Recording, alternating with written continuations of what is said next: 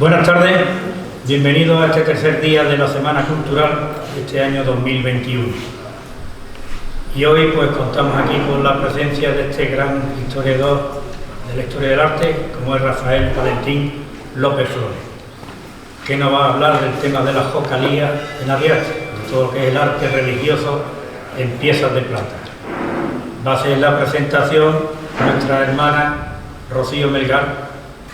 Así que sin más, bienvenidos y les dejo la palabra a Rocío Melgar.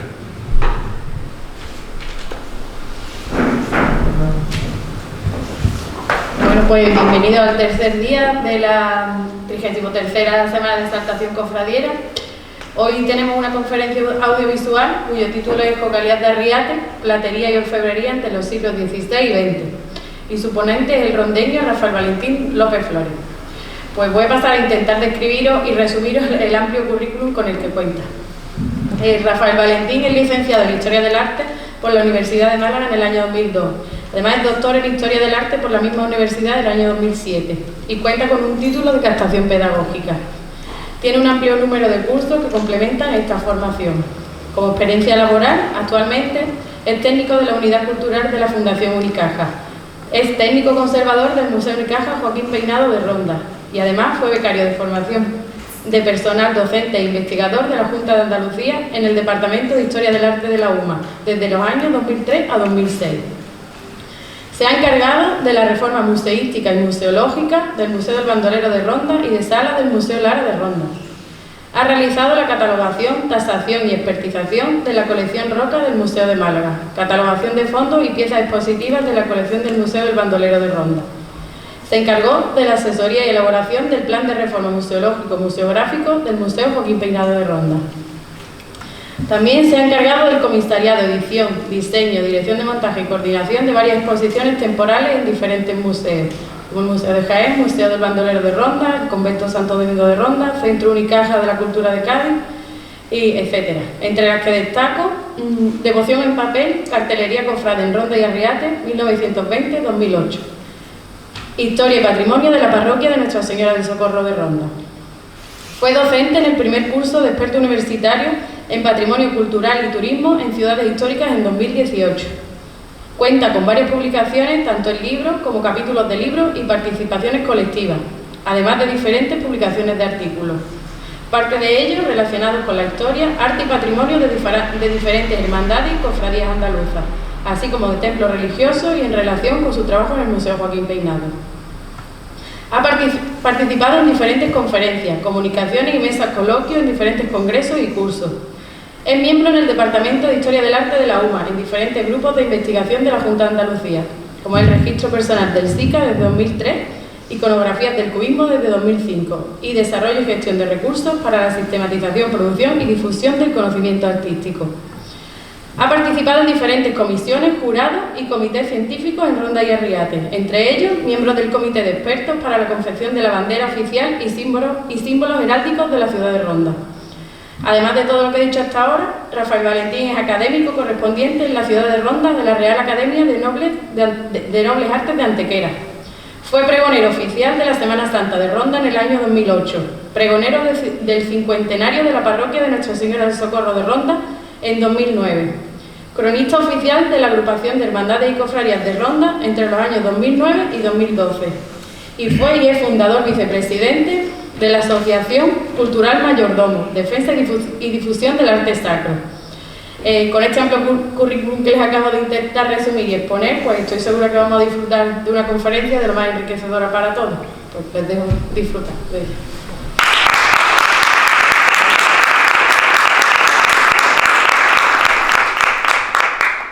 Muy bien, muchas gracias. Primero a la hermandad por invitarme, al hermano mayor por hacerme este compromiso que era ineludible y a las amables y largas palabras de la presentadora, que yo creo que más que anunciar los méritos de uno, lo que anuncian son los años que tiene. Entonces, no sé si es bueno, si es malo, pero bueno, en ello estamos. Bien, mi intención esta tarde-noche no es otra, nada más que intentar que echemos un buen rato conociendo las jocalías o jocalias de Arriate. Primero el término, las jocalias, jocalía, es un término más bien aragonés, más que andaluz, pero al fin y al cabo son los tesoros sagrados de la Iglesia. En este caso, fundamentalmente aquellos dedicados a la exaltación, a la Eucaristía y la visualización exterior de los cultos y de la devoción a las imágenes. Pensemos en cálices, copones, custodias, todo aquello relacionado con un tesoro material, pero de tipo religioso o al servicio de la religión. En este caso, pues nos centramos en las que existen en Arriate entre los siglos XVI y XX. Al XXI no hemos llegado, pero porque no lo he puesto en el título, pero quizás veremos algo del siglo XXI, ¿no? Mi intención es que intentemos pasar un rato lo más ameno posible, no imbricarme ni liarme con términos artísticos complicados de cómo se define un copón, un cáliz, que algunos soltaré para intentar que aprendamos entre todos un poco de esta, para mí, apasionante materia que es la platería y la orfebrería histórica. Sino que aprendamos entre todos un poco en qué consiste, qué tipologías principales hay, cómo podemos identificarla y más o menos, si nos vamos de aquí sabiendo más o menos identificar para qué sirve y más o menos con la pinta que tienen hasta de qué época son, ¿no? Entonces, para hacer un repaso de este tipo de joyas en la villa de Arriate, pues iremos por zonas, por lugares. El principal, yo creo que todos tenemos de acuerdo que es la parroquia de San Juan de Letrán, la Pontificia y Patriarcal Iglesia de San Juan de Letrán de Arriate, fundada, según Bula, en el año 1500.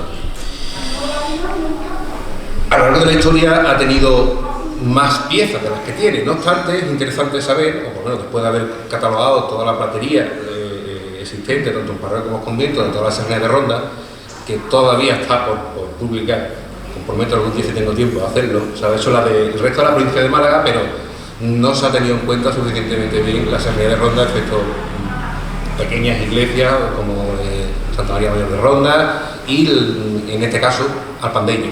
Son las que se han estudiado previamente a los estudios que yo empecé a publicar allá por el año 2007 o 2006, ¿no? Sin embargo, las de aquí de Arriate sí las he estudiado, algunos seguramente conocerían algunos de los artículos que he publicado al respecto. No obstante, sabemos, aparte de las piezas que hay, que es una de las parroquias más ricas de la comarca. Estando algunas iglesias de Ronda, de las parroquias más ricas que existen. Sabemos, no obstante, que varias de las piezas integrantes del conjunto que aquí había, algunas por causa desconocida, otras claramente visibles, como pudieron ser, en este caso, la Guerra de Independencia, en la cual mucho se fundió para capturar las tropas napoleónicas, y después la Guerra Civil por todo lo que se sufrió. No obstante, milagrosamente, vuelvo a repetir, quizás estemos ante una de las parroquias que conserva el mayor tesoro de platería y orfebrería de toda la comarca, y quizá una de las principales incluso de la provincia de Málaga, si efectuamos la capital, ¿no? Y todo lo que es el tesoro de la catedral.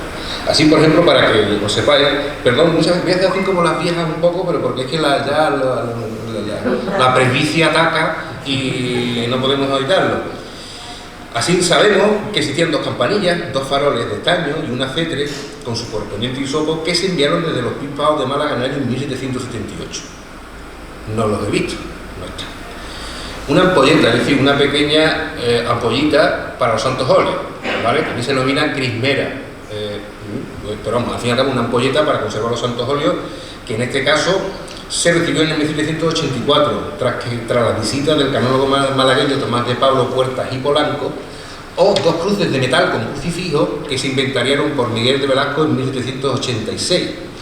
Es que como tengo muchos papeles, lo llevo aquí si no importa. Así como unas vinejeras de cristal tallado en plata sobredorada y una cucharita para cáliz, también en plata sobredorada, que fueron las que donó junto al cáliz y la patena, que veremos más adelante, el obispo Valentín de Ortigosa, arriateño célebre, en el año 1838.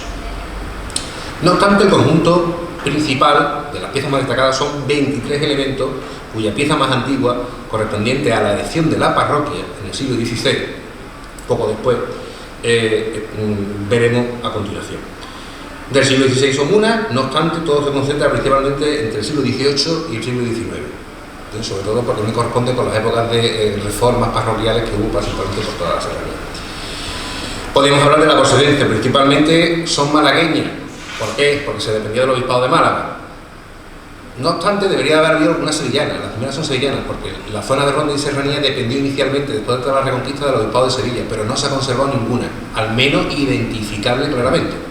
Para explicar un poco cómo se puede identificar una pieza de plata, que es bastante interesante, porque a diferencia de otras piezas artísticas que tienen que estar firmes más, la plata, por obligación legal, tenía que poner de quién era, dónde se había hecho, y alguien que certificara que eso era verdaderamente plata. Intentaré explicar un poco el sistema cuando veamos alguna foto. La principal pieza de platería de esta parroquia, aquí os pongo una imagen de esta parroquia que todos conocéis, he incluido una antigua para que veamos la diferencia de la parroquia. Sin comentarios. Es la custodia, porque están las piezas más significativas de una parroquia, ¿vale? Entonces, esta pieza del siglo XVIII, para me quitáis la luz, pues. Bueno, puedo hacerlo pero. ¿Ahí? ¿La veis bien? No, muy bien, vale, no. Bien, esta es la custodia, una custodia singular. Esta es una custodia del siglo XVIII que tiene varias singularidades. La primera es su cronología, por ejemplo. ¿Por qué? Porque se produce poco después, por fecha y datación, de que la villa de Arriate consiguiera su emancipación de los señores de Mostezuma, ¿no? Entonces, ¿por qué se hace esta custodia? Principalmente como celebración. De ahí también viene, yo sé que hay una cierta controversia en el origen del doble corpus de Arriate, pero históricamente, documentalmente se ha demostrado que tiene que ver con la liberación de los señores de Mostezuma en el siglo XVIII. Justamente hasta el 1779, lo tengo aquí anotado, ¿no? Sí, el año 1779. Tengo que ver la fecha de todas, no me acuerdo, perdona, pero no me acuerdo de todas. Entonces probablemente había una custodia anterior, porque lo común en las custodias, además en esta, además por el grosor que tiene de plata, una custodia bastante gruesa, o sea, tiene bastante peso en plata, es que se fundiera la anterior, para hacer una más acorde a los nuevos tiempos y en celebración de esa emancipación, porque de hecho coincide prácticamente con esa fecha, cuando tendría que haber una anterior, no hay constancia de una anterior. Y esta en concreto también es bastante original por su procedencia, pues se conservan muy pocas piezas de esta escuela de platería. Está hecha en Ronda, aunque todo su estilo, digamos, corresponde al rococó malagueño. Una pieza, el rococó malagueño, para explicarlo a grandes rasgos, cuando veis una pieza de este estilo, veis los perfiles como aristas que los recorren de arriba abajo, eso se llaman gallones en platería. Este tipo de forma, que viene de la platería americana, sobre todo de la mexicana y la dominicana, se trajo a Málaga, pero solo se produjo en Málaga. Hay muchas escuelas de platería.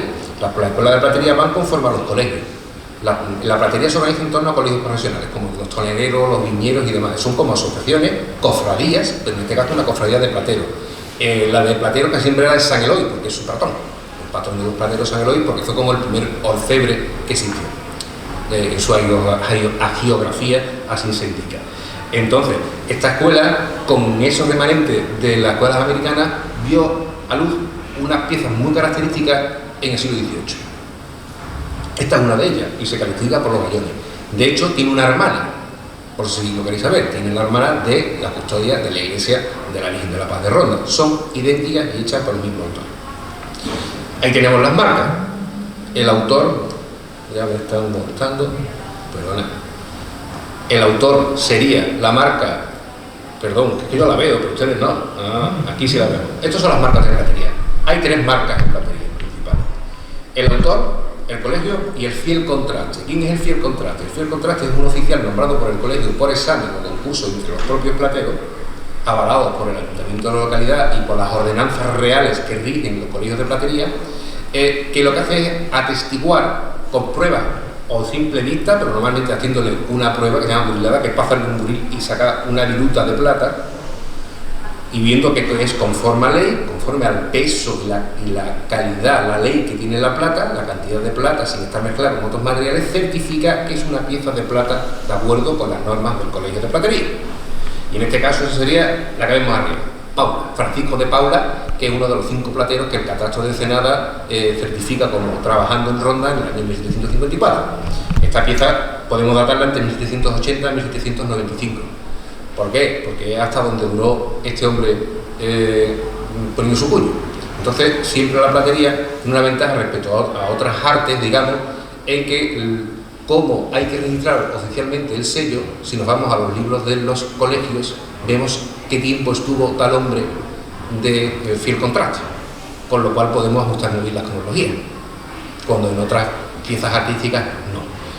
El segundo puño que vemos abajo a la izquierda sería su autor. No hemos conseguido hasta ahora ver exactamente a quién corresponde ese puño, pero nos tememos o creemos, lo ponemos aquí, voy a buscarlo, un poco veo, bueno, creo que de memoria, Francisco González, que es otro de los plateros que había activos en Ronda.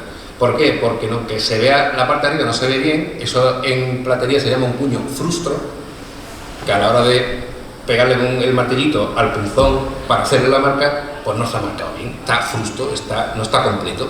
Entonces pone, la de arriba no se ve, pero parece que pone Col o Golce, pues probablemente González. Entonces posiblemente Francisco González. Y el último, el tercer puño, que es porque sabemos que la pieza es de Ronda, que es el primero que tiene uno que ver para irse a los libros de registro de los plateros, para ver exactamente qué plateros había activos en esa ciudad, en esa localidad. Es el escudo de Ronda. No el escudo oficial, pero sí el que se manejaba en este caso en la ciudad, que es el haz de flechas con escudo. El mismo que prácticamente sigue manteniendo la ciudad, aunque no sea oficial. Ronda no tiene escudo. A diferencia de la Villa de Arriate, que sí tiene bandera y escudo oficiales registrados por la Junta de Andalucía, Ronda no tiene ni escudo ni bandera, aunque estuviera en la comisión. Pero no se hace esto. Temas políticos. ¿Vale? Bien, esta es la primera obra. La segunda pieza, quizás sea la joya más importante que tiene la platería de Arriate. Ahora, aparentemente, es un cáliz no demasiado espectacular, pero la cronología que le corresponde a este cáliz, aunque no tiene marca, es perfectamente del siglo XVI, lo convierte en prácticamente la pieza más antigua de platería que se conserva en la provincia de Málaga en general. Por aquí tiene apuntada la cronología, solamente no te preocupes, es más problema de la provincia que de la luz. No, te tiene que haber puesto esta. No, de verdad que no te preocupes. Así lo hacemos también más a menos. Excepto un cáliz que se conserva en Vélez, Málaga, que es también del siglo XVI, y uno que desapareció en la iglesia de Santa María de Ronda, que era donada por Vélez Católico. Cronológicamente, dado que esta pieza, si nos vamos a su fisiología, la podemos datar entre 1530 y 1540, es la pieza de orfebrería más antigua conservada en la provincia de Málaga. Paralelos similares, por ejemplo en Granada, porque de hecho se corresponde muy cercano a piezas que sí están marcadas de un platero de Granada llamado Francisco Tello. ¿Por qué sabemos que es del siglo XVI? Vamos a intentar aprender un poco, o por lo menos que sepamos identificar, lo veamos en esta pieza, los rasgos que hacen el siglo XVI. Uno, muy fácil, el ástil. El ástil es el pie que une la copa con lo que es la base, el pie de la pieza, en este caso las piezas de ástil, como fueron las propias custodias, cupones, cálices, etcétera, es hexagonal. Eso es gótico. Estamos en el principio del siglo XVI, en este caso creemos, esto es una suposición, no se puede decir. Ahora, el cáliz oficialmente es anónimo de un colegio de platería andaluz. Ahora, creemos que puede ser probablemente de Francisco Telle y granadino por las similitudes formales que tiene con otros cálices que se ubican en algunas parroquias de Granada, sobre todo uno que está en Santa Fe, en la parroquia de Santa Fe.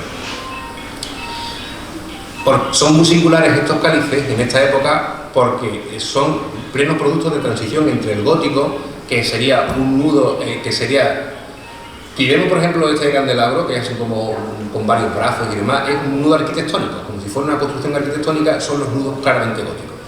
Eso en la zona de Andalucía no se dan. ¿Por qué? Porque como las reconquistas tan tardías, cuando llegamos a tener arte cristiano, lo estamos ya prácticamente llegando al Renacimiento, cuando todavía no hemos abandonado el gótico. Es por lo que también se produce en las zonas andaluzas ese arte mudéjar tan característico que solo se da prácticamente en las zonas de transición, ¿no?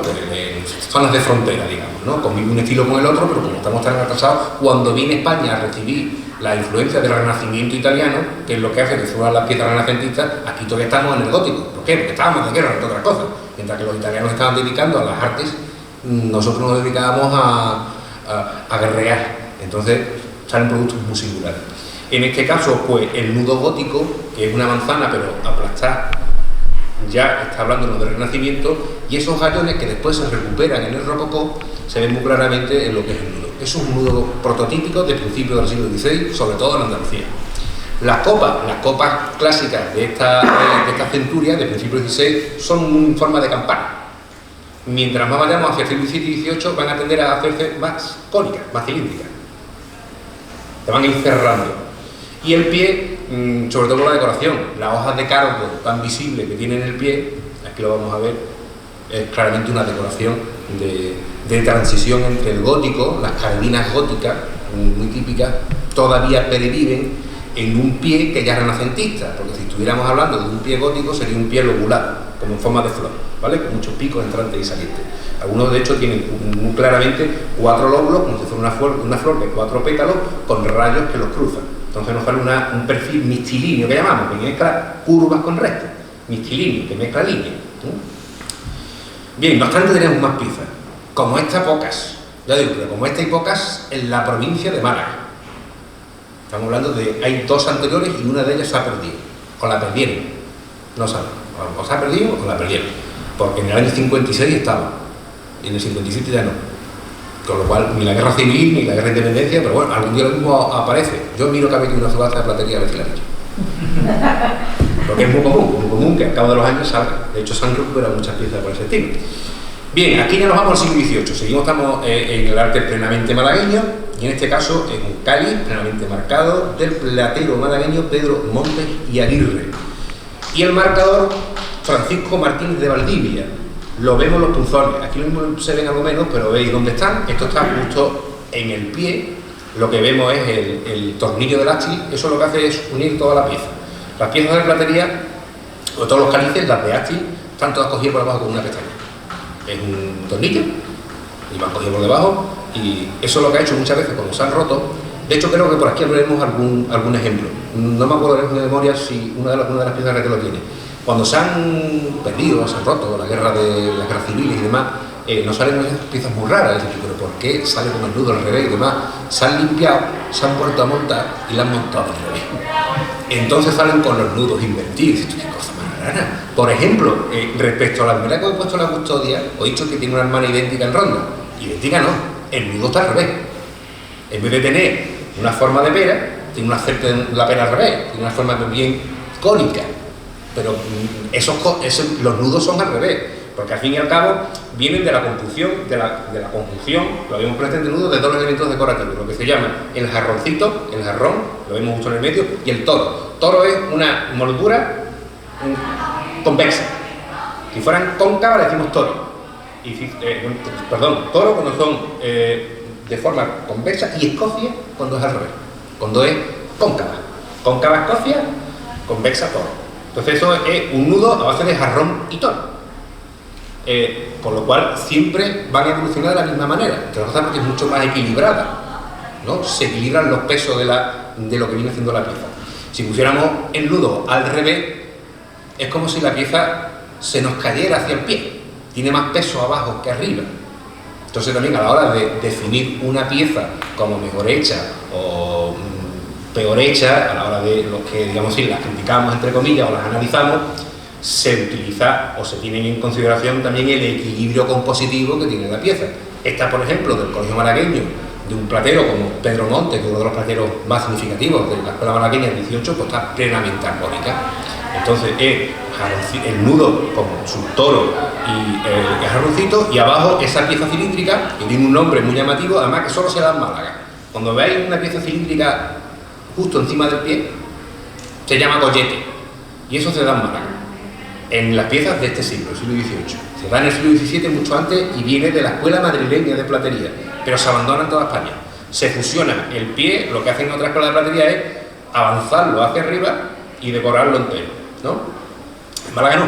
En Málaga el pie sigue siendo, sí, son todos troncocónicos, troncopiramidales, todos troncocónicos, suelen estar muy abombados por el típico decoración de tipo barroco, que es muy bulbosa, como muy carnosa, todo es muy ondulado, todo muy orgánico. Eso es lo que nos habla del barroco. No obstante, también hay un barroco como este estilo, que es clasicista, de líneas totalmente puras. También que tiene que ver en el pané.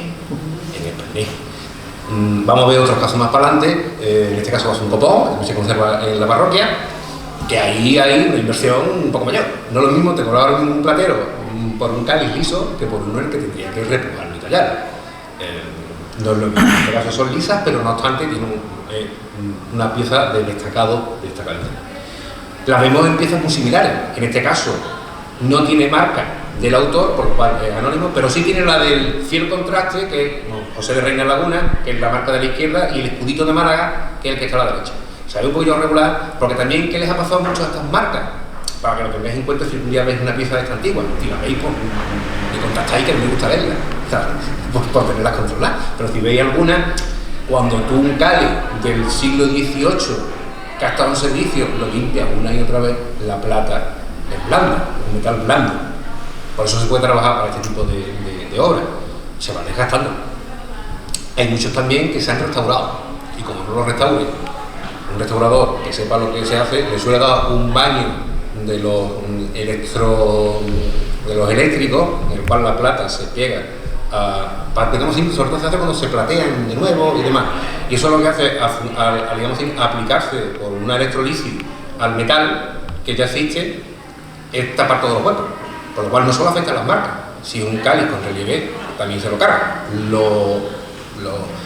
lo sobrecarga con plata sin que esté. Esto también es muy importante a la hora de tocar las piezas, que sean profesionales que saben lo que están haciendo. Pero bueno, en este caso vemos que es muy similar, es como se crea una escuela, ¿no? En este caso la escuela malagueña. El tercer ejemplo, en este caso también malagueño, también marcado por José de Reina Laguna y por un platero cuya marca no hemos podido identificar. Hemos visto todos los catálogos de autores malagueños, nos hemos ido a las mayores monografías, a los libros, pero este hombre obtuvo un poco tiempo activo, pero bueno, el caso es que no se lo hicimos marcar. Y este sí tiene una cierta diferencia. Una diferencia que lo hace bastante interesante, porque quizás sea una de las, aparte de la gran simplicidad que tiene, supone una de las poquísimas evoluciones que se han visto de las morfologías del tipo de arquetipo del cáliz rococó. Rococó es a final del barroco, ¿vale? Vamos, barroco, rococó, neoclásico. Que se ha fijado en torno a la década de 1740. Porque ese estilo, fundado sobre todo a mitad del siglo XVIII, como ya digo, en 1640, no varía. De hecho, los cáliz anteriores son de finales del siglo XVIII y si os fijáis, son de autores diferentes, pero si lo vemos sin de refilón, casi parece el mismo. Este ya tiene el hacha de otra manera. Para empezar, perdió el gollete. No lo tiene. Aunque es malagueño, no lo tiene. Cosa rara. Y el nudo ya directamente está totalmente fusionado. Está fusionado con el jarrón y forma una pera totalmente. No podemos ver claramente el toro y el jarrón. Eso significa que nos estamos metiendo en el siglo XIX, donde todo se fusiona. Pero es de los pocos ejemplos que se conservan, por lo cual también es una pieza muy interesante del tesoro de la parroquia, porque ya os digo, hay muy pocos ejemplos. Y como otro ejemplo característico, el que antes os he dicho que históricamente la provincia de Málaga, el cáliz atribuido a Francisco Telles de la parroquia es paciente de lo más antiguo del mundo y tiene un gran valor histórico-artístico, pero un valor artístico puro, este es el cáliz que donó en 1838 Valentín de Ortigosa con la vinajera y la cucharilla que desapareció. Pues este es el cáliz que donó. Es un cáliz francés, de los pocos y escasísimos que se conocen en la provincia de Málaga. Y aparte, es de una calidad artística, digamos, excepcional. Por decirlo claramente, es de una calidad artística excepcional. Ahora, cuando veamos los detalles, os vais a dar cuenta. Porque también es, a nivel iconográfico, muy rico. No es un cáliz liso, como los que hemos visto hasta ahora, es un cáliz tallado con un nivel de calidad bastante importante. Para que, bueno, podía leer exactamente cómo lo donó, y la habíamos presentado porque se conserva el escrito de las actas municipales de la donación. Fueron cedidas por el me comí un cacho, por el ilustrísimo señor don Valentín de Ortigosa, obispo que fue de Málaga, para uso de esta iglesia parroquial en la escritura que hay un roto del cáliz y demás alhajas de esta iglesia para su uso exclusivo y aguarda las condiciones que fueron consignadas en dicho documento público. Lo solicitado del ayuntamiento, lo define. Siendo coadjutor Antonio Gamarro, digo por si queréis saber los datos, y se entregaron al señor cura don José Guerrero, 1838. El cáliz se fecha por las marcas que porta, que en este caso la tiene, y repetidas veces, la tiene puesta en 3 sitios. Cuando se trae este tipo de obra y las marcas en 3 sitios, es porque se quiere dejar constancia de que yo lo he hecho, ¿vale? Porque no lo marcas 1 ni 2, lo marcas 3 veces. Y una patena que lo acompaña, que sí se ha conservado, también está marcada. Normalmente las patenas no se marcaban. ¿Por qué? Porque formaban parte indisoluble del cáliz. Entonces, es raro, se dan un poco caso, pero en este caso sí, está marcada, la patena tiene su traje. Bien, un cáliz francés, excepcional, y vamos a ver por qué. Por ejemplo, es un cáliz neoclásico, tampoco vamos a entrar en definir mucho un cáliz neoclásico, partiendo del modelo barroco que hemos visto antes, clasicista, prácticamente repite los mismos parámetros, todavía más estilizado y más puro, más clásico, más armonioso todavía. Incorpora como iconografía, pues para empezar, dando el sentido y el uso que debe tener, que al fin y al cabo es la Eucaristía, pues habla de temas eucarísticos. En este caso, la copa incorpora las 3 virtudes teologales: fe, esperanza y caridad. La fe aparece con su cáliz, la vemos a la izquierda, la esperanza con su ancla, y la caridad en forma de una madre con 2 niños en forma de caridad. Perdonadme que cuando me pare, pero es que la presbicia, tenía que haber puesto más grande, pero es que la presbicia me juega la pasada. Y después, acompañando a estas 3 virtudes teologales que están en la copa, en la subcopa, digamos, a esta parte también se le llama del cáliz, si queréis verlo, la rosa del cáliz, porque es como los pétalos que abrazan a lo que es la copa, ¿no? Donde se va a contener, siempre pensemos en esto, donde se va a contener la sangre de Cristo. De ahí que los interiores, otros detalles, para que, como he dicho, intentemos aprender un poco de este tipo de elementos del culto ritual cristiano. Los cálices pueden ser plateados por fuera, si plata en su color, lo llamamos, o plata dorada. Ahora que me ocurrió otra cosa, también la digo. Plata en su color o plata dorada, porque de oro, como muchas veces nos podemos creer, cuando lo vemos dorado, un cáliz de oro, no, tiene un baño de oro. ¿Por qué? Es muy extraño que haya piezas de platería en oro. El oro es un metal todavía mucho más blando que la plata, por lo cual es muy delicado de trabajar, aparte de su valor. Pero bueno, uno podría decir que si tiene dinero de sobra, pues que lo haga. Pero ni las grandes piezas de platería de las grandes catedrales del mundo están hechas en oro. No porque no hubiera dinero sí querían había. Es porque es sumamente complicado trabajarla y después conservarla. Cualquier cosa se abollaría muchísimo, se ablandaría y no serviría. Por lo cual suelen ser siempre de plata, con un baño de oro, pero la plata, al ser un metal más duro, conserva mucho mejor lo que es la pieza, ¿no? Pero eso he dicho, pueden ser de plata o dorados, ¿no?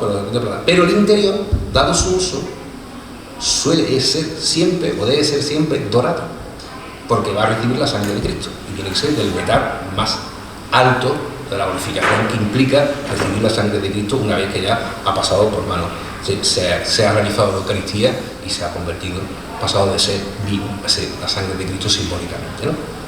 Pues bien, también en ese estilo, por ser un elemento que estamos hablando de la Eucaristía, pues tienen los haces y las uvas que vemos rodeando esos medallones. Son 2 prefiguraciones del Antiguo Testamento de los bienes de lo que es la fertilidad que implica la sangre de Cristo. Son 2 elementos eucarísticos que se van repitiendo en muchos de los elementos sagrados. Las espigas de trigo y la vid directamente referida a la sangre, y el trigo también como un fruto, como ese fruto que va a producir la propia sangre de Cristo. Son elementos, iconografías claramente eucarísticas. Pero vamos más allá, porque el cáliz también incorpora en el nudo otras 3 representaciones. En este caso a 3 santos, en este caso 3 apóstoles, que son, 3 apóstoles no, perdón, a Jesús Salvador y a 2 apóstoles que portan como atributo un hacha, San Judas Tadeo, y la lanza San Mateo. También están relacionados con la Eucaristía, porque son 2 apóstoles en este caso que también preconizaron y pertenecieron a lo que son las historias de la Pasión. Vemos cómo también se vuelven a repetir como elemento simbólico los racimos de uva y las espigas de trigo.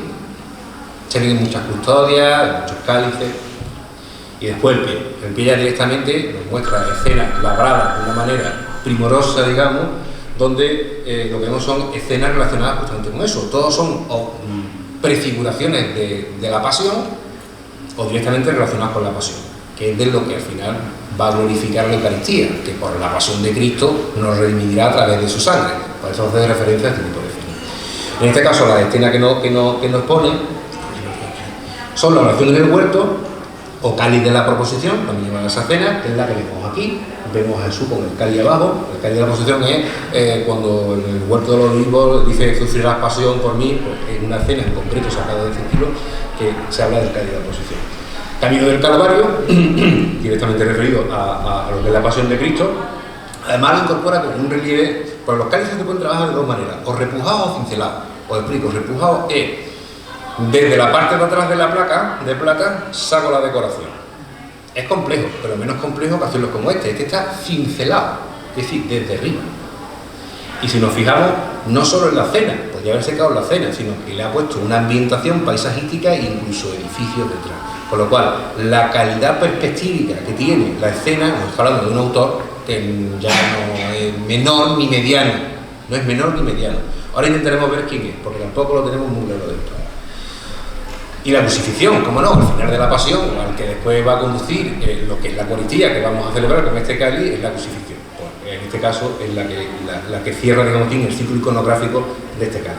Que como detalle, para que veamos el nivel de perfección que tiene, solo tenemos que fijarnos en esta decoración con dos pequeños putis, dos pequeños querubines que están en el filo, el volumen tan importante que tienen y la precisión de cincelado que lleva en la pieza. Bueno, la pieza es francesa, eso no lo he dicho, la pieza está hecha en París. ¿Y por qué lo sabemos? Por sus marcas. En este caso lleva dos. La de Miguel Ángel en la cabeza de la izquierda y después la Ceres. Una es la correspondiente a París, a la ciudad de París, que es la cabeza de Miguel Ángel, y la 10 Ceres, que es la siguiente que hay en el cuño totalmente circular, es la que se ponía en París a las piezas de platería de primera calidad, por plata. La tercera pone J y B. JPB, es una P. Pasa que es que tampoco está con una pluma. Lo que tiene en el centro, que está un poco desgastado, es una pluma. Y eso, después de mucho consultarlo, de buscar 200.000 tipos de piezas, de repertorio, de marca francesa, se corresponde con casi tal probabilidad con uno de los plateros más importantes que había en París entre 1819 y 1838, que es Jean-Pierre Nicolas Vibron. De ahí la B, JP, por Jean-Pierre Nicolas Vibron. ¿Por qué sabemos que él entre 1819 y 1838? En 1838 lo dona, con lo cual ya tendría que estar hecho. Y en 1819 es cuando se empieza a poner la marca en París de Miguel Ángel. Por eso os quería antes más o menos decir cómo funciona el sistema de marcado, porque hasta a raíz de conocer las marcas como tienen que ser oficiales podemos atinar muchas veces las cronologías. En este caso la hemos acotado entre 18 o 20 años, más o menos. Sabemos en esos 20 años se ha realizado la pieza, porque si vemos la marca de Miguel Ángel y se empieza a aplicar en la platería parisina en 1819, pues ya tenemos un punto inicial. El segundo en este caso nos lo da la donación de la pieza, que fue en el año 1838. Bien, pues avancemos un poco más. Yo llevo 34 minutos y me he comprometido a que esto sea una cosa de no más de 45. ¿Qué más pieza? Podemos ir. Esta es la patena. La patena también tiene un labrado bastante importante con el símbolo de Jesús, con el Iusus Hominis Salvator y el Sagrado Corazón con una Eucaristía. Y también elementos pasionales, las armas Christi. En este caso, pues la cruz, la corona de espinas y el corazón atravesado. Más piezas, algunas más contemporáneas. Esta, por ejemplo, del año 1956, o por lo menos eso parece, si tenemos en cuenta bueno, está en la marca, vamos a poner la dedicatoria que lleva en su interior. En este caso se ve que lo donó a alguien de la parroquia y pone exactamente Independam es, bueno, para que lo veáis, está en latín, ¿vale? Pero vamos, un amigo fiel es la mitad de nuestra alma. La fecha de donación, el 30 de junio del año 56. Las marcas que porta. El cuño, que es como hexagonal, es la marca que se empieza a poner en España en el año 1934, con la República, que se cambia la norma. Al cambiar la norma de la República, hasta el 1890 o por ahí, se seguía siguiendo el sistema de las tres marcas que explicaba antes: ciudad, fiel contraste y autor, ¿vale? No os enseño ninguna bulirada para que veáis las marcas, pero después lo mismo pongo algunas para que veáis los tipos de marcas que hacían estos fieles contrastes. Con el año 34, a partir de 1990, se va como todo un poco, se descontrola de tal manera que marcaba a quien le daba la gana, los colegios desaparecieron, y en el año 1964, con la llegada de la República, se crea una norma. Un cuño hexagonal donde correspondería al autor, y después una marca que correspondería a la oficial, digamos. En este caso llevo una que no es la habitual.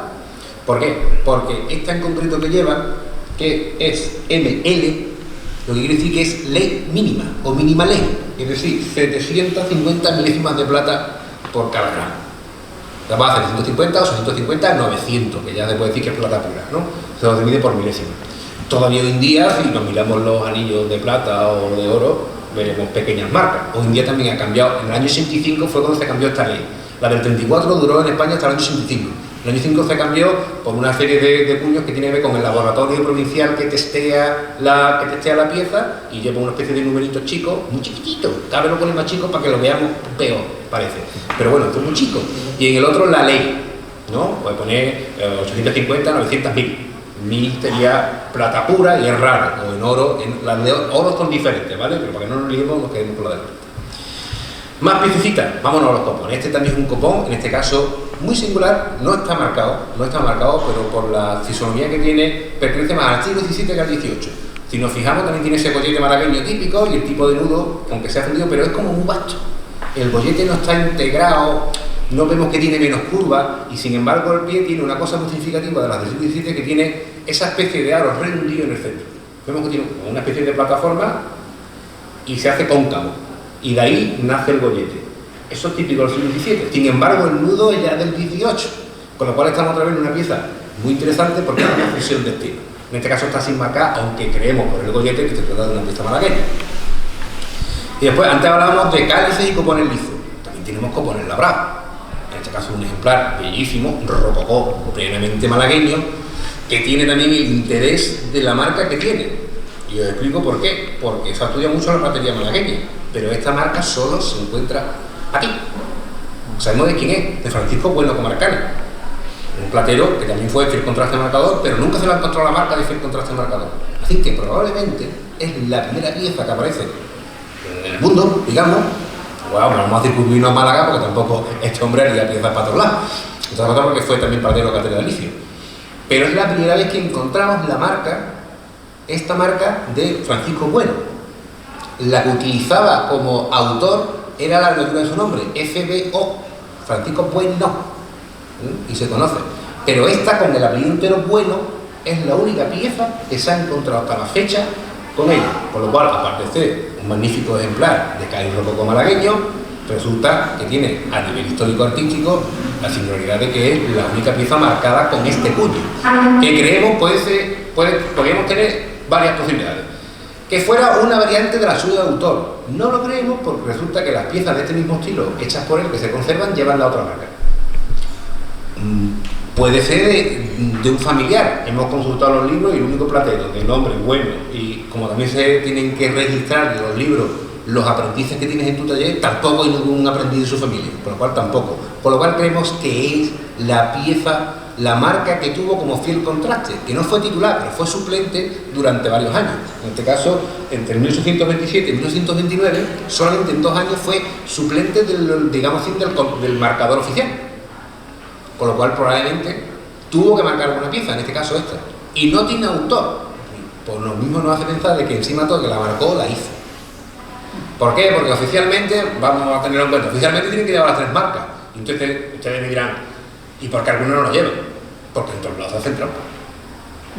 Y había que pagar al fiel contraste y al colegio para marcar la pieza. Tenías que pagar unas casas. Si tú no las pagabas, pues no las marcabas y te las dabas. Y el caso es que algunas eran hasta para la iglesia. Entonces, si la iglesia decía, hombre, me vas a cobrar, pues no me cobres. En todas las épocas se ha dado, en todas las épocas. La picaresca nace en España en el siglo XVI, con la salida de Tormes. O sea que no nos podemos sorprender de esto. Y hoy en día menos.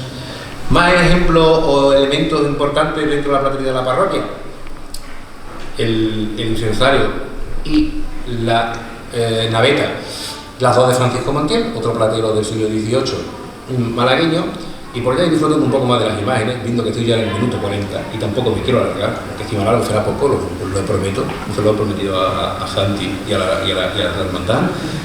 Un puñal que también se conserva del siglo XVIII, este que no sé si lo mostraréis, pero es el que porta la Virgen de los Dolores.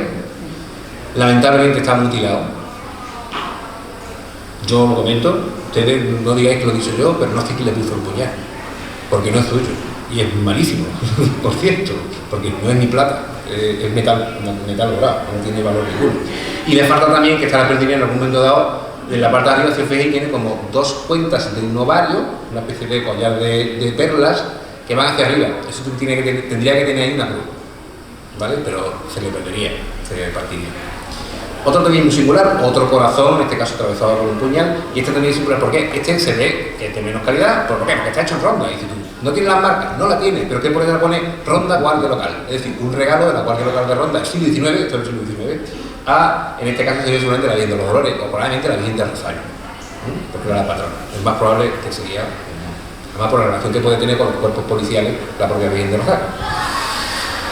Elementos más modernos, en este caso del siglo XX, pero muy gracioso, le veo artísticamente bastante curioso porque se relacionan sobre todo con el arte modernista, con el Art Nouveau. ¿Vale? Estamos hablando del principio del siglo XX, pero pescando de estilos anteriores. En este caso, una pequeña palmatoria marcada en Madrid de la Casa Meneses. De la misma Casa Meneses, esta otra con un perfil poligonal. Otra cosa que os sonará, la corona de la Virgen del Rosario. Que son dos, en verdad. No sabemos en qué momento. La corona del siglo XVIII y el halo muy singular, pero esto sobre todo, hay muchos ejemplos en Antequera. De este tipo de, por normalmente las coronas imperiales, esta es imperial no real por las imperiales, esos cierres que confluyen en el orbe, ¿no?, simbólico de dominar el mundo a través de la fe, ¿no?, de gobernar el mundo en este caso, que es la Virgen María, se suelen rodear por elementos semicirculares. En este caso es polilobulado, en forma de flor. Se da sobre todo mucho en Antequera. Pero ese polilobulado se ve claramente que no es de la parte de la corona, no tiene la misma decoración, prácticamente no tiene el mismo color. Con lo cual es un añadido que se le puso seguramente en el mismo siglo, pero bastante posterior. La corona será de mediados del siglo XVIII y unos 50 años después, sobre finales del XVIII, principios del XIX, se le agregó para darle más presencia ese halo de nubes y rayos que la rodea. Después, al fin y al cabo, un ejemplar bastante bien hecho y de bastante calidad, un rococó que además mezcla las típicas rocallas con asimetrías en lo que es la parte del canastillo, tanto en el canastillo como las imperiales, que son muy singulares porque no son simétricas, y eso es muy rococó, y además también muy bello, no son simétricas. Normalmente las imperiales suelen corresponderse los elementos decorativos, tanto izquierda a derecha, podemos hacer un eje en el medio. Aquí, si nos fijamos en la imperial justo del centro, vemos que no, que son asimétricas. Tiene por un lado una especie de ramo de hoja y después una C que la envuelve. No son exactamente igual. De la misma imagen, pero un poco más abajo, en el caso del niño, pues una coronilla real. En este caso sí es malagueño y lo vemos con las marcas. O sea, se ve, tiene la marca de la localidad y del fiel contraste, pero en este caso no la del autor. Bueno, es una pieza malagueña del siglo XVIII, pero sin autor. Y su cetro, también del siglo XVIII y también malagueño. Este quizá un poco anterior. ¿Por qué? Por las Cs que tiene. Esos adornos, esta especie de costillas en forma de C que los rodean, son típicos del siglo XVII, pero sin embargo la decoración que tiene es del XVIII, así que estamos hablando seguramente del principio del siglo XVIII aproximadamente. La vara del Santísimo de Riate, también otro elemento significativo, en este caso por la cruz y la propia custodia del siglo XIX, una pulserilla de Cales que tenemos de la fábrica de Luis Espuñe en Madrid, ya estamos hablando del siglo XX, pero de principios del siglo XX, finales del XIX y principios del XX, o las andas del Santísimo. En este caso una pieza, no sabemos exactamente la procedencia, seguramente será malagueña, puede ser incluso del Colegio de Ronda. A estas también le hemos dedicado algún artículo en publicaciones de aquí de la villa. Totalmente simbólico, con toda la psicología que la coge, está relacionada pues con lo que va a coger, en este caso el cuerpo de Cristo, que son elementos totalmente simbólicos. La alegoría de los ciervos bebiendo en el centro, que se ha sacado del Antiguo Testamento, y elementos como otra vez los haces de espiga, las vides, los peces relativos al mineral humano y los peces, etc. La cual podemos ver en alguna que otra fotografía antigua a los pies de, en este caso, de Padre Jesús, donde vemos cuál era su ubicación, con la corona que le falta. En la iglesia también hay otros pequeños elementos de interés. Vimos al principio que dije que había ciertas piezas que se habían perdido, y una de ellas era el cruce. La cruz no la tenemos, pero el hacha de abajo de la cruz sí. Esta está la cruz parroquial. La cruz parroquial es realmente moderna, pero el nudo de abajo del siglo XVII. Las costillas además son prototípicas. O un hostiario bastante perjudicado porque ha perdido su plateado, porque no todas las piezas de orfebrería son de plata, también las hay de bronce, de latón, pero eso no quiere decir que sean antiguas y que tengan cierto valor, ¿no? Pues en este caso, un hostiario de latón del siglo XVIII. o cosas más modernas, como ya podemos por verla, una custodia de la primera mitad del siglo XX, que es la primera, la segunda, que es de la segunda mitad del siglo XX, mucho más moderna y con poco interés artístico, pone el sagrario con la simbología que tiene, unas crismeras, que esta sí puede ser del principio del siglo XX, uno de los elementos que tiene el sagrario, o el acetre y el hisopo, que en este caso sí pueden ser del siglo XIX perfectamente, pero no son. Lo que le pasa a esta pieza, que no tiene, digamos así, el hecho emblemático de estar hecha en plata o en un metal noble. En este caso está hecha de latón dorado, pero es que también se hacían cosas del latón dorado en el siglo XIX. O la joyería, y en este caso la joyería sí podemos ver elementos interesantes de la propia joyería que tiene, porque la ferrería y la platería también engloban la platería, y elementos que los mismos han pasado desapercibidos. Para mí, incluso cuando la primera vez que los vi, porque no me puedo decir que no me los enseñaron, no los vi cuando catalogué la parroquia de esta parroquia. Pero el elemento, la cruz es una cruz bellísima, Art Nouveau de principios del siglo XX, ¿vale? Pero vamos a fijarnos en el pendiente, son dos, están los dos. Yo no sé si pasaron desapercibidos o no en la parroquia, pero son del siglo XVIII en oro y esmeralda, de verdad. Si lo veis por ahí, que lo guarden, ¿vale? Por decir de mi parte. Se dan sobre todo, además, es un elemento real. Esto se daba en la alta aristocracia y la nobleza. Y seguramente sería un regalo. Realmente las imágenes los tenían porque son regalos de familias nobles. Lo raro de todo esto, además se llama, es que es prototipo, es un pendiente de lazo del siglo XVIII.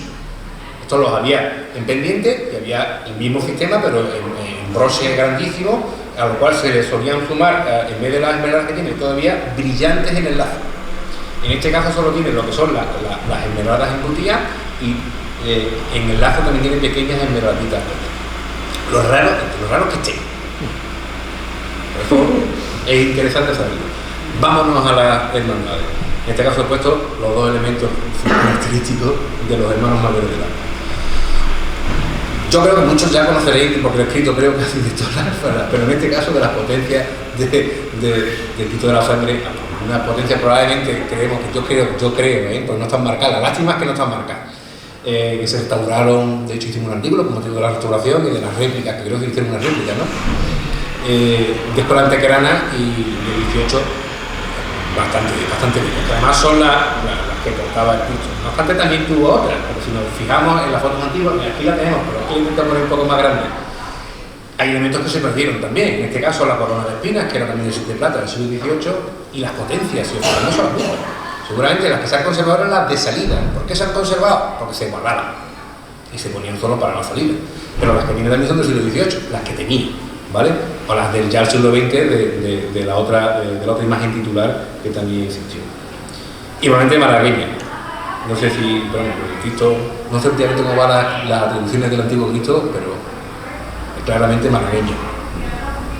Para mí, malagueño del siglo XVIII. Bueno, 17, 18.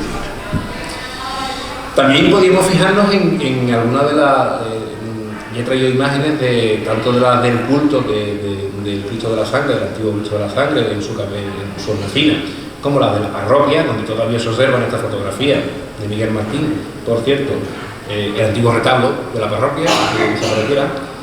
¿Cómo eran los altares de culto? ¿Por qué? Porque hay muchas piezas que se nos han perdido. Si nos fijamos en el altar, en este caso del Cristo de la Sangre, pueden parecer que algunos de los candelabros y candeleros que se ubican por ahí no tienen mucha importancia, pero por ejemplo, el primero sé que hay, yo es que lo veo aquí, yo lo veo, ustedes lo veis a la izquierda o a la derecha, no lo sé, uno pequeñito que hay al lado del ánfora. Ese es del siglo XVIII, de plata. También por ver lo que se ha ido perdiendo. O también, muy interesante, la propia peana que tenía el Cristo de la Sangre, que era su trono. Un trono de carreta. Eso es un trono de carreta. La peana es un propio trono. O sea, hasta que no se le hicieran unas andas más grandes, eso es el trono original de Cristo. Y parece que justo en la unión del propio carrete, el carrete al fin y al cabo es una peana extraangular en el centro, tronco cónica o tronco piramidal en el centro, al cual después se le metían unas varas a los lados y con eso se sacaba, ¿no? A veces se ve que es el trono original. Y en el centro se ve que tenía unas aplicaciones de plata. También estaría prácticamente a la misma que el Cristo. O nos podemos fijar en la gran riqueza que había de orfebrería antes de que sobre todo la guerra civil, pues acabara con muchos de estos elementos, sobre todo los elementos de altar. En este caso un monumento de Jueves Santos, claramente, que es un monumento de Jueves Santos, cómo se decoraba con la grandiosidad que también se le daba. Hoy día, hombre, el problema es tanta vela y la peligrosidad que tiene, pero normalmente se solían hacer de este estilo. Vemos a los lados candelabros de brazos bastante importantes, todo esto pues se ve. O ferrería propia de la cofradía, como en este caso el trono de Santos Campanarios, que se estrenó en el año 2008, si no recuerdo. ¿2008? Sí, creo que sí, en el año 2008. Barroco clasicista, un tanto singular. ¿Por qué? Porque normalmente se ha optado obviamente por hacer tronos de tipo más barroco, y en este caso mezcla lo barroco con lo clasicista, con el mismo clasicista, sobre todo a través de los balaustres que marcan la pieza. O elementos también del patrimonio de la cofradía, como en este caso el libro de Herrera, diseñado por mi amigo Santi y elaborado, tenía aquí, no me acuerdo del nombre del padre. Jesús Domínguez, ya llegaba a decir, avanzo hasta donde lo tengo, por lo menos para ir mirando. Vale. El trono lo tengo aquí, el libro de Herrera, oye, elementos, también las riquezas que va aportando a la orfebrería y la platería histórica, las riquezas que van aportando las hermandades al patrimonio en este caso suyo propio y por contaminación, digamos, o por el ISI, a las propias ciudades, villas en las que se usan. En este caso podemos ver también el mismo autor en los propios ástiles de los emblemas municipales, también eso por el mismo platero, en este caso, en la vara del hermano mayor. He puesto el cartel de la Semana 2016, pero como tenía puesto, como se ve en la imagen, la otra imagen que tenía en el tondo, digo, voy a poner el que lleva ahora. No, bueno, porque eso merece la pena y es bellísimo el lienzo de un autor tan reconocido como Robert Sosa, ¿no? O elementos como los faroles de acompañamiento o un cinturón de los clásicos, de los bellísimos cinturones que se gastan en la Semana Santa de esta licha.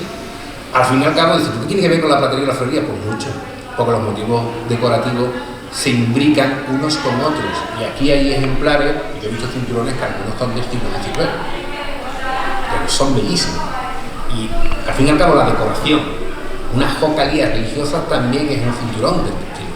Y aquí en este caso, pues yo conozco pocos sitios donde se ven, prácticamente ninguno. Y además son ricos históricamente por varios motivos. Entonces, también por lo que supone para las familias y para la propia sociedad del pueblo, en este caso de la villa, porque implica a toda la familia, son herencias que se van heredando de generación en generación y a la cual incluso se van añadiendo un bordado más o una piscina más. A algunos se le han quitado las bombillas, lo cual está muy bien. También, las bombillas no pega, sobre todo por lo peligroso que puede ser. Sé que estoy en esta hermandad, pero no podía obviar también los elementos que siguen habiendo. Voy a por el minuto 54. Sé que a las personas que estén aquí se molestan porque vaya más rápido de ahora con Padre Jesús, pero no es por el tiempo, no es por nada. Elemento muy significativo, pues el trono de Manolo de los Ríos, en este caso sobresalen mucho los cuatro ángeles que llevan, los ángeles pasionarios que llevan las armas crísticas y llevan las esquinas. Aquí vemos el diseño de adaptación que se realizó, un detalle de este ángel. El otro trono, en este caso un trono que creo que venía de Puerto Real, creo que se compró en Puerto Real, aunque se ha modificado en varias ocasiones, pero que tiene una decoración muy singular. A mí por lo menos me parece muy llamativa y de gran calidad, los respiraderos que tiene con esos motivos a candelero y con esos ángeles abrazando los cálices. También es un elemento eucarístico muy llamativo en este trono. Tenemos también una imagen antigua donde podemos ver por ejemplo Padre Jesús. O las más importantes, en este caso el sol pectoral, que lleva Padre Jesús de Arriate, una pieza hecha en Écija en el siglo XVIII. Vemos la marca, el sol, está en Écija. Esto es muy llamativo a nivel simbólico, porque el sol ya de por sí es simbólico, porque habla de la majestad de Dios, ¿no? Y del sol que irradia hacia los fieles, y está hecho en Écija, cuya marca era un sol. Bueno, que bien hilado está todo, ¿no? Pues bueno, se da también. Las antiguas potencias que tenía, de final del 18, principio del 19, las de salida, también es una pieza de orfebrería muy interesante, de Manolo de los Ríos. Manolo de los Ríos es prácticamente el autor de prácticamente casi toda la orfebrería que hay en esta banda. El rosario en este caso no, porque el rosario es más contemporáneo, del final del siglo XIX, final del XIX, principio del XX. Pero sí, si hay que destacar una pieza de platería perteneciente a la hermandad de Padre Jesús, en este caso es la demanda, la taza de pedir que tiene que conservar. Esto lo tenía casi todas las hermandades. Yo estoy seguro que esta hermandad también lo tenía. La tenía hasta en el libro antiguo. Sí, sí, pero claro, el problema de estas piezas es como todo. La guerra civil y la guerra de independencia hizo que se fundieran casi todo. Al fin y al cabo, el problema que tiene la plata a la hora de conservarla es que tiene valor material. Cuando las cosas no tienen valor material, uno, por ejemplo, un candelabro de cobre o de latón del siglo XVIII, que los hay, y del XVII, eso normalmente permanecen porque esto es latón. Esto no, bueno, hoy en día no, hoy en día te lo llevan a la chatarra y digo que sea latón, que sea bronce, lo que sea, va a tomar peso.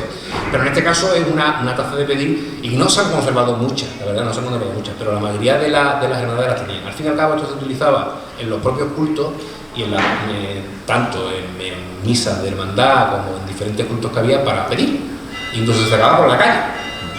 Y normalmente acompañado con campanas de muñidor que iba anunciando que venían a pedir. ¿Por qué? Porque como sabemos, supongo que ustedes que venían a este tipo de conferencias y demás lo sabéis, las hermandades, uno de los fines principales que tenían era dar servicio de sepultura a sus hermanos.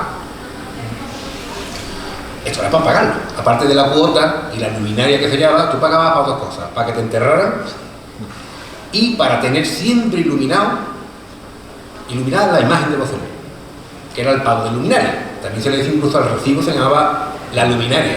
Dice, ¿la luminaria para qué? Para poner luz.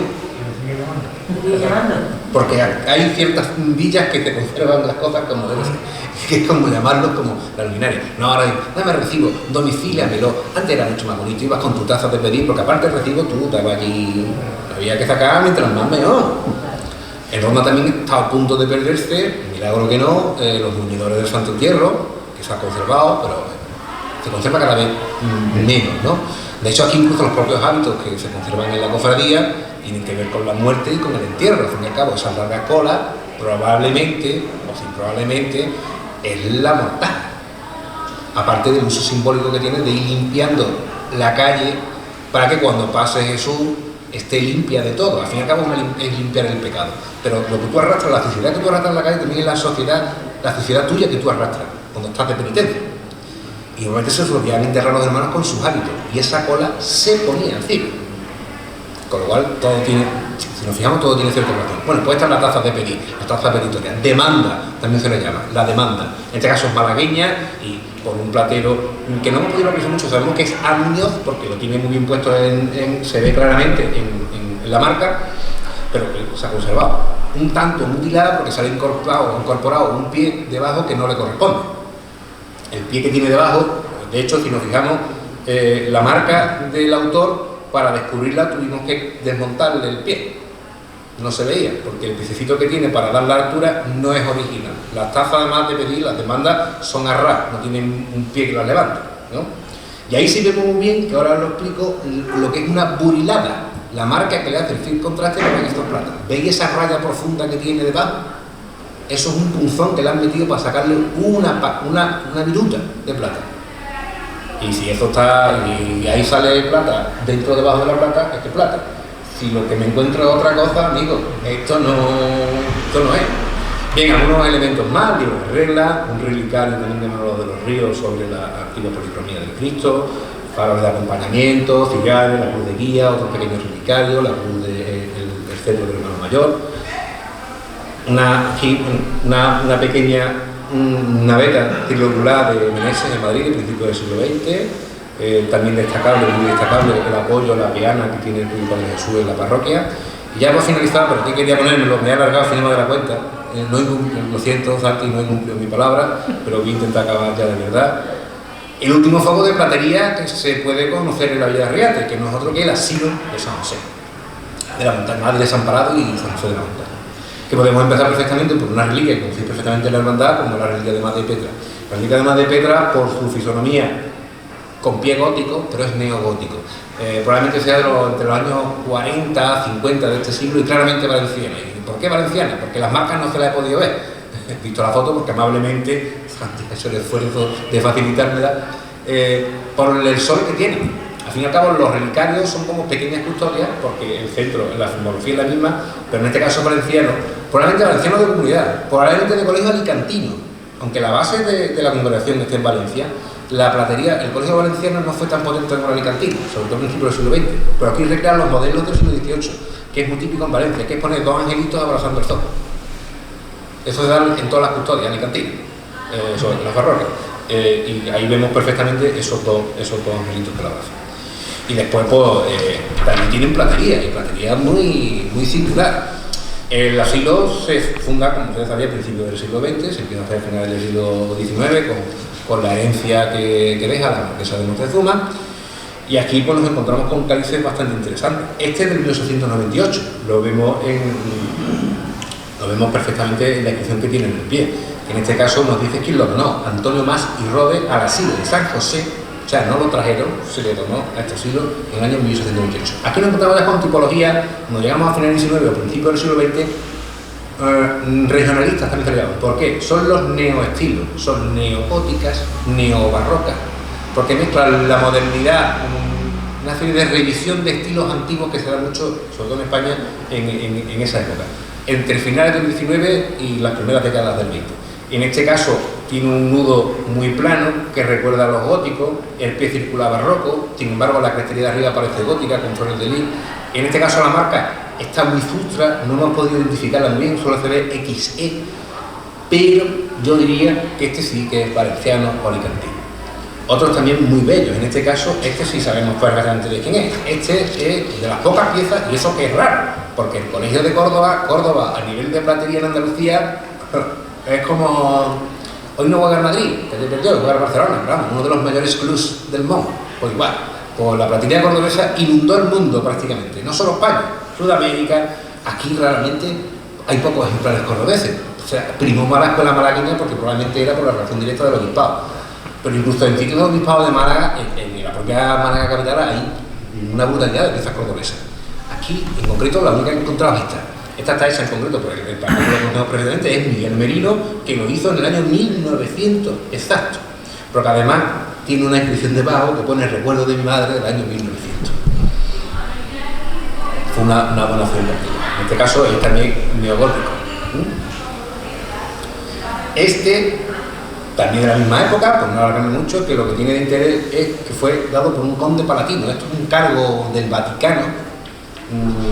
Aquí lo tenía apuntado, pone hasta el nombre del hombre: Luis R. de Orea, chambelán íntimo de capa y espada de su santidad y conde palatino. Pero conde palatino no es que fuera conde palatino es un cargo dentro del Vaticano, para que nos hagamos una idea. Pues este hombre tendría que tener algún tipo de relación con Arriate y con el asilo, porque se lo donó directamente al asilo de San José de la Montaña en agosto de 1905. Habría que investigar un poco, yo la de la parroquia sí investigué un poco más a nivel biográfico con esto para saber exactamente el origen y demás, pero quería traerlo para que vierais que existe un tipo de pieza. O esta en concreto, que esta no posee marca, pero también sería más o menos de la misma época y probablemente también levantina. O este, que es todavía más singular por ese nudo tan singular que tiene, por este tipo de platería tan miscelánea que se crea en esta primera época, sobre todo a principios del siglo XX, y en este caso las marcas que lleva, si no lo identifican claramente, marcado por Rovira, que era el marcador, y el nombre, lo tenemos apuntado, su nombre en concreto, José Carreras, un platero catalán, ¿vale? También es importante, dado el origen de la congregación que rige el asilo, que siempre lo ha regido, los colegios tanto valencianos como el catalán de orfebrería, sobre todo el catalán es bastante significativo, y claro que exista un ejemplar, en este caso barcelonés, en el asilo San José, porque en aquella época la platería catalana, llevada también por el modernismo en general, en arquitectura, podemos pensar en Gaudí, en pintores como Ramón Casas, el modernismo hizo que el colegio, la platería también floreciera mucho en Barcelona en esa época. Entonces, esto influiría a una zona cercana, como es Valencia, para que adquiriera las piezas de platería en los mejores plateros del momento. En este caso, Carreras fue uno de los más extendidos por toda España. Hay muchas piezas de él. O el propio, un pequeño hostiario que es de bronce, una bandeja de Meneses del siglo XX, otra bandeja del siglo XX de la fábrica Meneses de Madrid, o la propia vara, que no sabemos a quién corresponde, de la Virgen de Desamparada. Bueno, yo ya con esto creo que he terminado. Me he colado, no mucho, 20 minutillos más. Ustedes me lo perdonan, y sobre todo Santiago, con el que me comprometí y no he cumplido mi palabra. Y yo les invito a que me pregunten lo que quieran, y si yo lo sé, lo contestaré, y si no, pues también lo contesto y comentaré. Si alguien tiene alguna pregunta.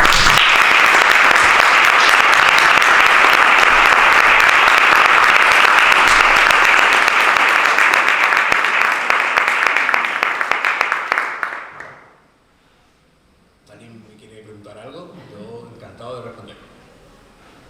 ¿Nadie?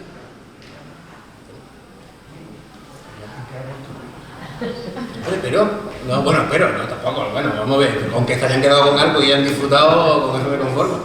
Me conformo exactamente con que la hayáis disfrutado. Pero vamos, que si queréis preguntarme algo, yo encantado, porque como habréis podido comprobar, me gusta. Así que, y charlar también me gusta, así que por eso no tengáis ningún tipo de temor. Quien te conoce, que sabe que cuando darle al pico no para.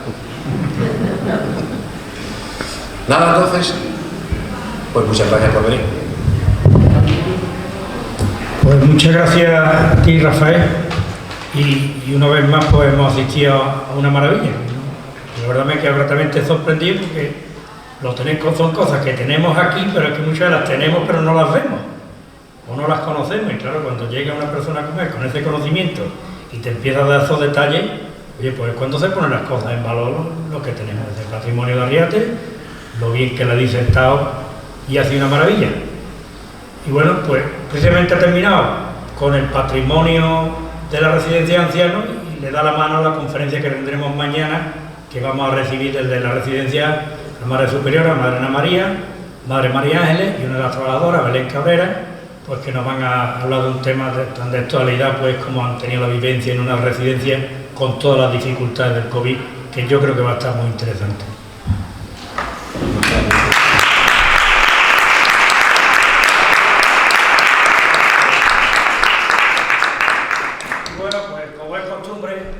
Queremos que Rafael pues tenga un recuerdo de este bonito día y lo grato que nos lo ha hecho y el buen rato que nos ha hecho pasar y el conocimiento que de él hemos aprendido. Rafael, muchas gracias. Cristo de la sangre y santo entierro de Cristo Arriate agradece a Rafael Valentín López Flores su participación en la 33ª Semana de Exaltación Cofradía.